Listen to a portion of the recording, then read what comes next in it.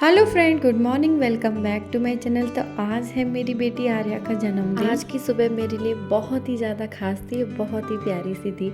सबके साथ रात में मस्ती करके हम लोग बहुत देर तक बातें करी, तब जाकर कहीं सोए। सोकर जब सुबह उठ कर जागे तो एक उत्साह था कि आज बहुत कुछ करना है, बहुत सारी तैयारियां करनी है, बहुत सारी मस्ती करनी है।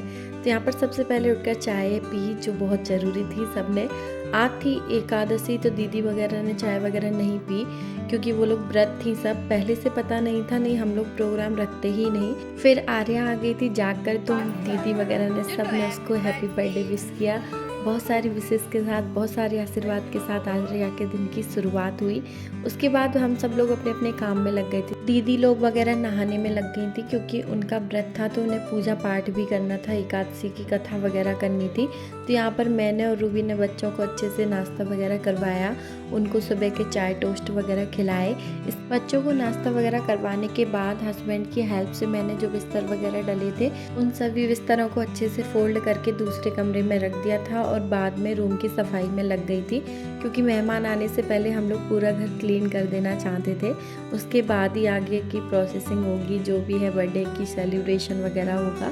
तो यहाँ पर मैंने अपना रूम क्लीन कर दिया था। उसके बाद आ गई थी मैं हॉल में।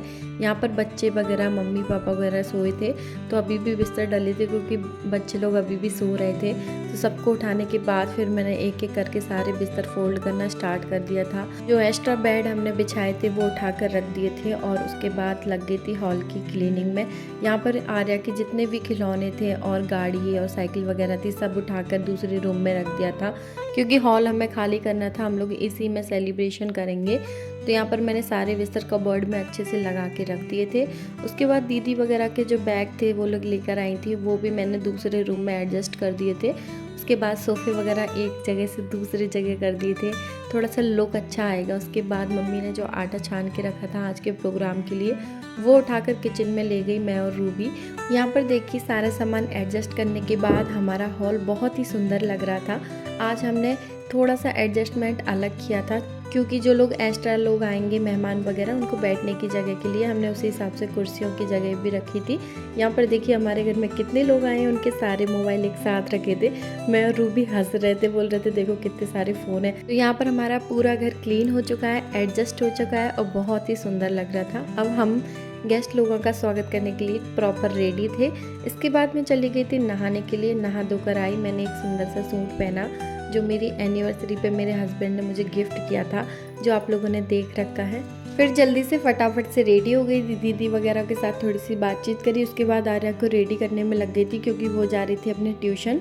तो वो बोल रही थी मैं अपने सारे फ्रेंड्स को चॉकलेट बांट के आऊँगी। तो यहाँ पर मैंने उसे रेडी कर लिया था और बहुत सुंदर सी फ्रॉक बना दी थी, तो सुंदर लग रही थी।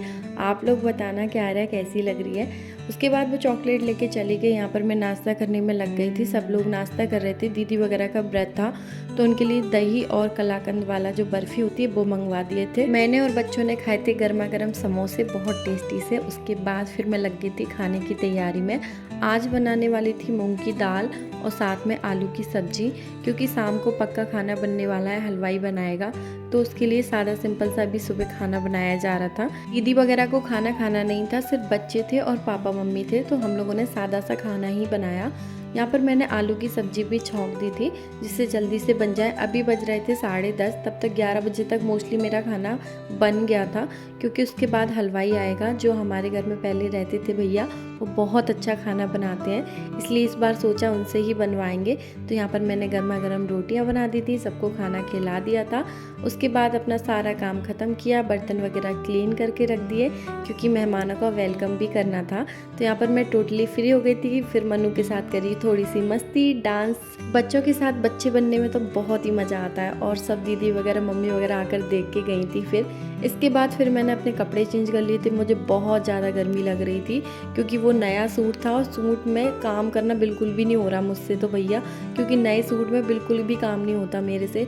उसके बाद मैं सबके लिए मैंगो जूस बनाने चली गई थी क्योंकि दीदी का व्रत था, तो सबने बोला मैंगो शेक बना लो। और यहाँ पर बनने वाली थी आज व्रत वाली खिचड़ी। आज सुबह उठते ही हम लोगों ने मैंने साबूदाना भिगो दिए थे जिससे खिचड़ी बन सके, क्योंकि दीदी वगैरह का तो व्रत था। तो यहाँ पर फटाफट से दीदी ने बनाई खिचड़ी, क्योंकि वो बहुत अच्छी बनाती हैं। यहाँ पर मैंने सारी तैयारियाँ करके रख दी थी। उसके बाद मेरा मैंगो शेक भी रेडी था। मैं सबके लिए लेकर चली गई थी बाहर। सबके साथ बैठकर मैंने भी मैंगो शेक एंजॉय किया और खूब सारी बातें करी कि क्या क्या करने वाले हैं शाम को। यहाँ पर देखिए मेरा बर्फ़ फोड़ने का थोड़ा कैजुअल सा तरीका। सबके साथ खाने पीने और बातें करने में बहुत मज़ा आता है। तो यहाँ पर हमारी खिचड़ी थोड़ी सी लेट हो गई थी, क्योंकि लाइट बार बार आ रही थी जा रही थी।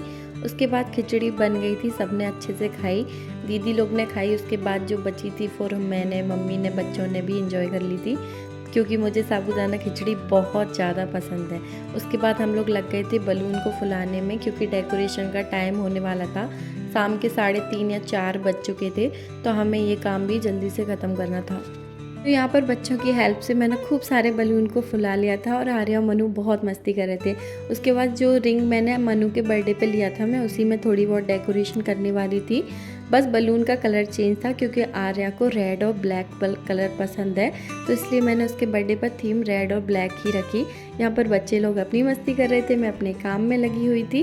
तो यहाँ पर मेरी थोड़ी बहुत डेकोरेशन हो चुकी है। यहाँ पर जो भी सामान था मैं सब आपको दिखा रही हूँ।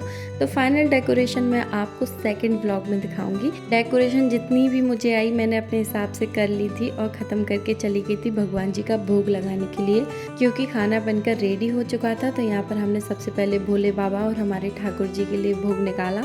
उसके बाद सब लोग अपने रेडी होने में लग गए थे। यहाँ पर मैंने सबसे पहले फेस वॉश कर लिया था।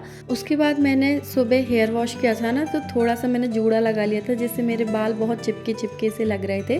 तो यहाँ पर मैंने लगाया था हीट सीरम। उसके बाद फिर मैंने अपने बालों को थोड़ा सा स्ट्रेटनिंग किया, क्योंकि मैंने सोचा था कि कुछ अच्छी से हेयर स्टाइल बनाऊंगी, लेकिन लास्ट तक मुझे कोई हेयर स्टाइल समझ नहीं आती है। हेयर स्ट्रेट करने के बाद मैं लग गई थी अपने मेकअप में, दीदी वगैरह भी रेडी होने में लग गई थी। मिलते हैं नेक्स्ट ब्लॉग में, तब तक के लिए बाय, टेक केयर।